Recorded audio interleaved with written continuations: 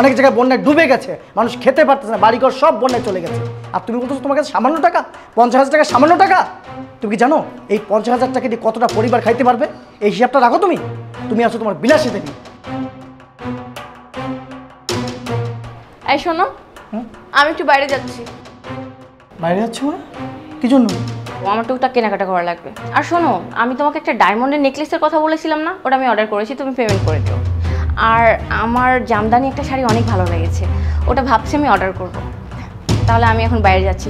শোনো, আমাকে কিছু টাকা দাও, পার্লারে কাজ আছে আমার। 50,000 টাকা হলেই হবে, বেশি না। কি বলছো? ডায়মন্ডের চেইন না তোমার ছিল, আর কয়দিন আগে না তোমাকে জামদানি শাড়ি কিনে দিলাম, আর 50,000 টাকা কি জন্য? আমি তো কিছু বুঝতে পারছি না, মানে এত কেন খরচ করছো? আশ্চর্য বিষয়, তুমি কি একটা জিনিস বোঝো না? বোকা নাকি তুমি? সামনে আমার কাজিনের বিয়ে, এই জন্যই তো আমি কিনতে যাচ্ছি। আরে বাবা, তুমি যে ওখানে যাবা, তোমার তো যথেষ্ট পরিমাণে কাপড় চোপড় আছে, এই ডায়মন্ডের আংটি আছে, ডায়মন্ডের চেইন আছে, আর তো অনেক কিছু আছে। সেদিনও তো তোমাকে এক সেট কিনে দিলাম, সেগুলো পরে যাও আপাতত। আরে বাবা, এগুলো তো আছে, খামাকা টাকা পয়সা খরচ করে কেন দরকার? তুমি তো ভালো করেই জানো যে আমি একটা ফাংশনের জিনিস অন্য ফাংশনে পরে যেতে পারি না। তুমি আমাকে যে ডায়মন্ডের নেকলেসটা কিনে দিয়েছিলে, এটা আমি লেডিস ফাংশনে পরে গেছিলাম, ওইটা আমি আবার পরে যাবো অন্য ফাংশনে? তুমি কি করে ভাবলা এটা? দেখো মিষ্টি, তুমি কিন্তু শুধু শুধু টাকার অপচয় করতেছো। টাকা পয়সা এইভাবে অপচয় করা ঠিক না। টাকা পয়সা তুমি যেভাবে অপচয় শুরু করছো, আর কদিন পর তো আমাদের পথে বসতে হবে। একে শুরু করলে তুমি? আশ্চর্য বিষয়, তুমি আমার সাথে এমন বিহেভিয়ার কিসের জন্য করছো? তোমার এই বিহেভিয়ারের কোনো মানেই হয় না। আর সামান্য এই কয়েকটা টাকার জন্য তুমি এখন আমাকে মিতব্যয়ের জ্ঞান দিচ্ছ? না না মিষ্টি, তুমি যেটা ভাবতেছো সেটা ভুল। দেখো, আমাদের প্রত্যেকটা মানুষের মিতব্যয়ী থাকা উচিত। মিতব্যয়িতা অনেক বেশি দরকার, আর বর্তমান সময়টা তোমাকে বোঝাতে পারবো না। দেখো মিষ্টি, তুমি যে টাকাটা সামান্য মনে করতেছো, এই টাকাটা কিন্তু অনেকের কাছে সামান্য না, অনেকের কাছে অনেক কিছু। তুমি তো জানো দেশের অবস্থা কি, অনেক জায়গায় বন্যায় ডুবে গেছে, মানুষ খেতে পারতেছে না, বাড়িঘর সব বন্যায় চলে গেছে। আর তুমি বলতেছো তোমার কাছে সামান্য টাকা, 50,000 টাকা সামান্য টাকা?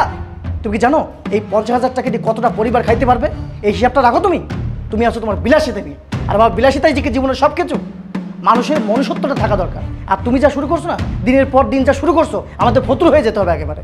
আমি তোমাকে বিয়ের পর থেকে একটা জিনিস খেয়াল করতেছি, তুমি সবসময়ের জন্য লেভেল মেনটেন করো। তোমার কোন বান্ধবী কোনটা কিনলো, কোন বন্ধু কোনটা কিনলো, এইটাই সবসময়ের জন্য দেখো।